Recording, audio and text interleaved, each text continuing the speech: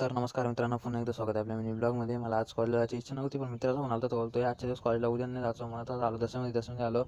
तर मग परवा त्याच जाऊ कॉलेजमध्ये आम्ही थांबलो वर्ष नाही तर कॉलेजला जायला निघलो. जाता एवढा रस्ता खराब गेला आहे पूर्ण, जाता गाडीचं वाट लागते. तर निघलो तर सोम बोलतो का आज जर कॉलेजमध्ये जर पोरं नसली तर जाऊ घरी. बोलत चालेल, आधी बघू पोरं असले थांबून नाही जाऊ घरी, उद्या नाही यायचं बोलत चालेल. तर मग आम्ही जातो कॉलेजमध्ये. तर आलो कॉलेजमध्ये जातो आमचं कॉलेज.